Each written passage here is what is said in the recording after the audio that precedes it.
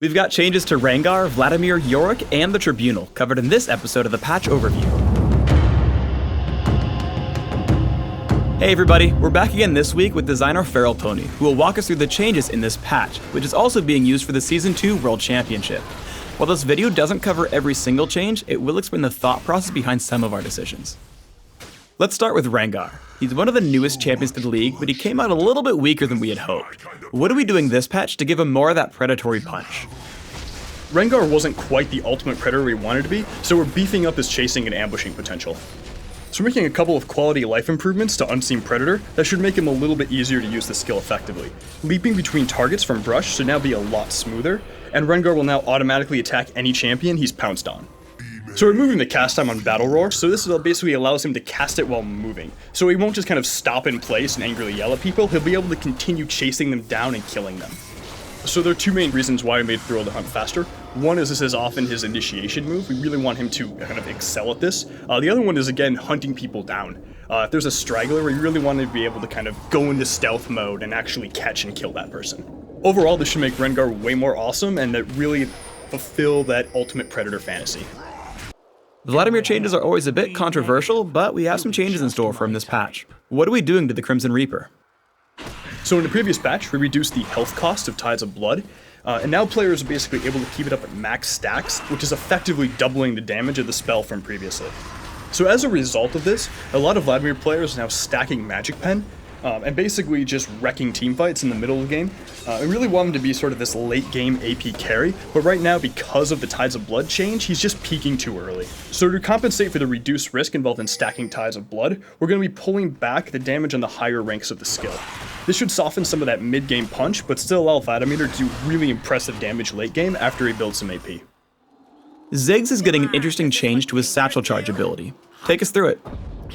Satchel Charge is a really amazing and fun ability on Ziggs, but it just didn't really have the impact we wanted. So as a result, we're increasing the knockback distance for Ziggs' opponents, as well as increasing how far he flies when using that ability. This should allow him to use it as a more reliable escape method, as well as allow him to get over walls he couldn't previously. Yorick has always excelled at bullying champions in lane. What do we have in store for the Gravedigger this patch? So Yorick's ability to harass his opponents with ghouls and not allowing them to have any real counterplay is really frustrating to play against. So we're increasing the mana cost on Omen of Pestilence. This should bring his early game power down a little bit, as well as make him think a little more carefully about when and where to use his ghouls. So we're reducing the base movement speed of Yorick's ghouls, and almost more importantly, we're making it so they no longer block pathing. This will allow Yorick's opponents to kind of kite the ghouls easier early game unless Yorick commits and lands that Omen of Pestilence first. The ghouls will still return to their full movement speed by about level 12, so this shouldn't impact him outside of the laning phase. Misfortune and Caitlyn are two carries that have pretty much disappeared in competitive play. What are we doing this patch to give them a real role? For Caitlyn, due to her really long range and kind of sniper persona, she was a very strong poke champion. But Piltover Peacemaker wasn't really fulfilling its job, especially when firing through minions. The damage fall off was just too steep, which caused her to kind of underperform in lane. So Misfortune was never a bad AD carry to pick, but she really lacked that niche or special sauce that gave her a really solid pick in a team comp. So the first thing we're doing is we're adjusting Strut. We're decreasing the amount of time it takes for Strut to come back up off cooldown, and we're decreasing the amount of time it takes for it to reach maximum movement speed. This will increase her map mobility quite a lot, and allow her to see a lot of that fun lane switching and roaming gameplay a lot of the pro teams are doing right now. The last thing we're doing is we're removing the wind-up time on her ultimate. This will allow her to sort of lay down that heavy AoE damage faster and more reliably than before. Thanks, Feral Pony. Now, changing pace a little bit, we're going to have Dr. Light, game design specialist, take over the mic. So Light, we've got some changes coming in for the Tribunal. What are they and why are we making them? We're really happy with the impact the Tribunal's had on good sportsmanship and behavior in League of Legends so far, but we think there are always ways we can improve. This past summer, we experimented with reform cards, which gave punished users much more feedback as to why the community voted to punish them. However, we want to extend this additional feedback to Tribunal voters as well, and we're adding 2 new features to honor their contributions to our community. First, we've added the Justice Review. Here you can go over your previous cases, including the ones you skipped, to see the results.